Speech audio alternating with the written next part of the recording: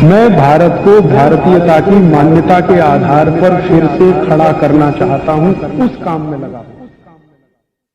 के स्वयं पाक घर में एक बहुत अच्छी औषधि, बहुत ही अच्छी, उसका नाम है दूधी भोपड़ा। ये जो दूधी भोपड़ा है ये अद्भुत है।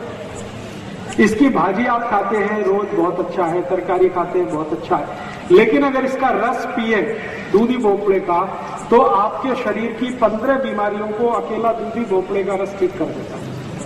सबसे खराब बीमारी जिसको हृदय घात आप सब समझते हैं, हृदय घात, हार्ट अटैक, कार्डियक अरेस्ट जिनको भी हुए या हुआ है या होने की शक्यता है, उन सब की सबसे अच्छी औषध है दूधी भोपड़ा। दूधी भोपड़े का रस क्या करना है, दूधी भोपड़े को काटना छोटा छोटा पीस, फिर चटनी बनाना, फिर उसको कपड़े में निचोड़ के रस निकालना, नहीं तो मिक्सर में सीधे छोटे पीस काट के रस निकल सकता है। अब ये जो दूधी भोपड़े का रस है इसमें थोड़ा कोथिमीर का रस मिला, 1 गिलास दूधी भोपड़े के रस में आधा चम्मच कोथिमीर का रस, फिर इसी में आधा चम्मच पुदीने का रस मिला, पुदीना, फिर इसमें आधा चम्मच आंवले का रस मिलाना, अदरक, थोड़ा इसमें तुलसी का रस भी मिला सकते हैं, आधा चम्मच, और ये सब मिला के जो रस तैयार हुआ इसको सुबह सुबह पीना।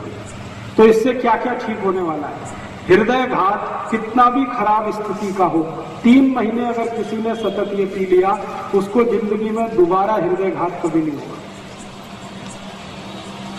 और डॉक्टर अभी कहता है आपको कि ऑपरेशन करा लो, कल करा लो, नहीं तो परसों आपको हार्ट अटैक आ जाएगा, आप डॉक्टर को नमस्ते करके घर आ जाइए और उसी दिन से दूधी भोपड़े का रस पीना शुरू कर दीजिए। 3 दिन भी अगर पी लिया तो मेरी गारंटी है कि अगले 30 साल हार्ट अटैक नहीं आएगा, कभी भी नहीं आएगा। तो हृदय घात की सभी बीमारियों में सबसे अच्छी औषध है दूधी भोपड़े का रस।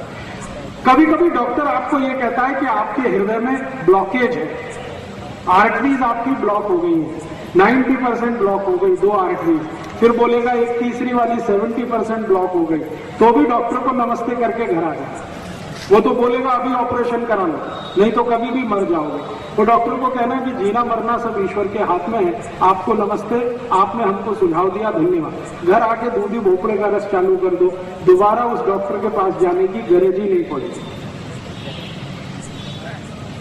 हृदय की सभी बीमारियों में सबसे अच्छी औषध है दूधी भोपड़ा। इस दूधी भोपड़े से और भी एक रोग ठीक होता है, ये संधिवात। अगर गुर्दे का दर्द है, कमर का दर्द है, कंधे का दर्द है, दूधी भोपड़े का रस पीते रहिए, 3-4 महीने में ये सब दर्द मिटाएगा। इसी दूधी भोपड़े से एक और रोग ठीक होता है, आधा सिर का दर्द, माइग्रेन। इसी दूधी भोपड़े से एक और रोग ठीक होता है, कब्जियत, कोष्ठबद्धता, मलबद्धता। इसी दूधी भोपड़े से एक और रोग ठीक होता है, और वो रोग आपके रक्त के विकार का है। रक्त में कई बार एसिडिटी बढ़ जाती है, रक्त में एसिडिटी आ जाती है, ज्यादातर एसिडिटी पेट में होती है, लेकिन कई बार रक्त में आ जाती है, और रक्त की एसिडिटी सबसे खराब होती है। इतने खतरनाक रोग आते हैं कि जिसको ठीक कोई ना कर पाए। सोराइसिस हो सकता है, इचियोसिस हो सकता है, एक्जिमा हो सकता है। इन सभी रोगों में आधारभूत औषधि है दूधी भोपड़े का रस। अगर आपको ब्लड प्रेशर बहुत ऊंचा होता है, बहुत हाई है, दूधी भोपड़े का रस लेंगे, ब्लड प्रेशर नॉर्मल कर देता है। मोटापा बहुत हो गया है, ओबेसिटी आ गई है, वजन बढ़ गया है, दूधी भोपड़े का रस पीजिए, 4 महीने में वजन कम कर देता है। नींद नहीं आती रात को, दूधी भोपड़े का रस पीजिए, बहुत अच्छी नींद आएगी। भूख नहीं लगती, दूधी भोपड़े का रस पीजिए, भूख बहुत अच्छी लगेगी। आंखों की रोशनी कम हो गई है जिनकी, उनको दूधी भोपड़े का रस पिएंगे तो रोशनी बढ़ जाएगी आंखों। 3-4 महीने, लेकिन इसको ज्यादा भी लेंगे तो कोई तकलीफ नहीं आने वाली। 4 महीने तो कम से कम ले ही लीजिए, लेकिन अगर 4 से 8 महीने भी ले लें तो कोई हरकत नहीं। बार बार नहीं मिलते ना, बार बार मिलेगी, घर में लगा लीजिए। दूधी भोपड़े का एक बीज आप लगाएंगे तो उस पर कम से कम 100 दूधी भोपड़े आएंगे, तो घर में लगा लीजिए। इतनी जगह में, छोटी सी जगह में हो जाती है, गमले में भी हो जाती है, कभी भी मिलेगी। अच्छा, भाई परिजन लगाना है क्या? जी नहीं मिला समझ लेंगे। हाँ, तो चलेगा। दूधी भोपड़े के रस से भी काम होगा, लेकिन परिजात में बहुत जल्दी होगा, इसमें थोड़ा देर होगा। रस लेने के बाद कितने देर? 40 मिनट तक कुछ खा नहीं सकते। दूधी भोपड़े का रस लेने के बाद 40 मिनट तक कुछ खाना पीना नहीं, 40 मिनट बाद कुछ भी खा पी सकते। नहीं, बिल्कुल नहीं। मैंने बोला क्या नमक? मैंने बोला कोथिमीर का रस, मैंने बोला पुदीने का रस, मैंने बोला आल का रस। मैंने कभी नहीं बोला इसमें नमक मिलाना। अगर मिलाना होता तो मैं बोलता। नमक मिलाया तो उसका सब ताकत खत्म हो गया। नमक नहीं मिला। जी नहीं मिला तो कोथिमीर का चलेगा, कोथिमीर का भी नहीं मिला तो तुलसी का रस तो कभी भी मिलेगा, उतना तो डाल ही दीजिए। आल का रस तो कभी भी मिलेगा, उतना तो डाल लीजिए, चलेगा। पत्ते डाल दीजिए, मिक्सर में जब पीस रहे हैं तो पत्ते सीधे ही डाल दीजिए तो भी चलेगा।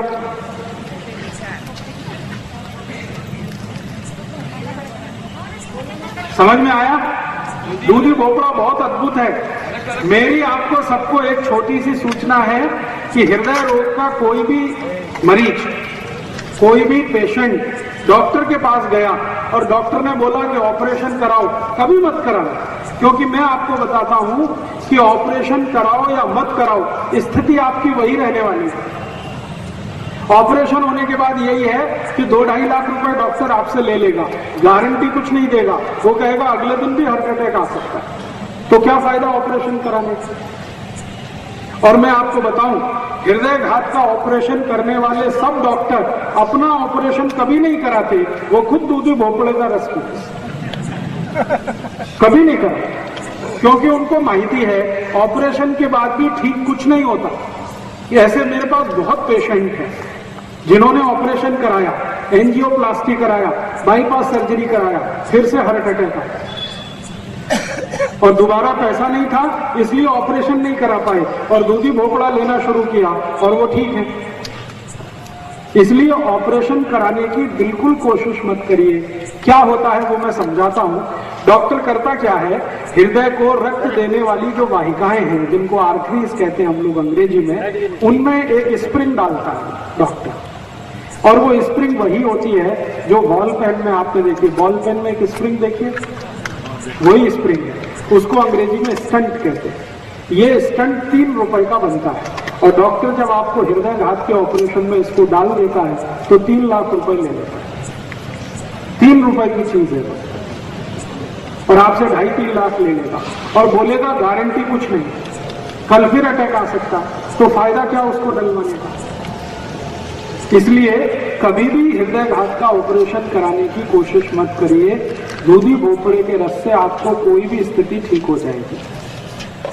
मुफ्त की दवा है, ज्यादा खर्चा नहीं आएगा। अलग-अलग प्रकार के रहते हैं। हाँ, बहुत अच्छा प्रश्न। भोपड़े कम से कम 2 प्रकार के तो मैंने देखे, एक तो गोल होता है और एक लंबा होता है। ये जो लंबा वाला है ये सबसे अच्छा है।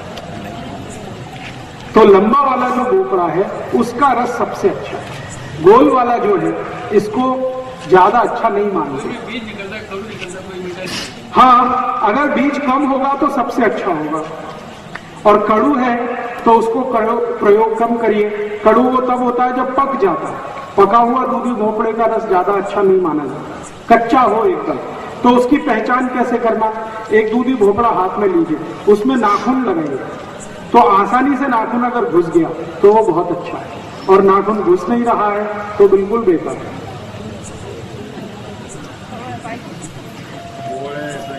ठीक है, आगे चले? चलिए जी। निरोगी मानस भी इसका रस पी सकते, बहुत अच्छे से पी सकते। अगर निरोगी मानुष इसको पिएंगे तो क्या होगा, शरीर के अंदर जितनी भी टॉक्सिक वेस्ट को क्या कहना चाहिए, विजातीय द्रव या विजातीय तत्व जो शरीर के अंदर घुसे हुए हैं, जिसको जहर कहा जाता है, दूधी भोपड़े का रस इस पूरे जहर को पेशाब के रास्ते निकाल देता है। ये शरीर की ऐसी सफाई करता है जैसे कोई नहीं कर सकता। बहुत अच्छी सफाई करता है, रक्त की सफाई करता है, जॉइंट्स जितने भी हृदय के आसपास के वहां सफाई करता है, शरीर के जितने भी जॉइंट्स है वहां सफाई करता है, बहुत अच्छा सफाई।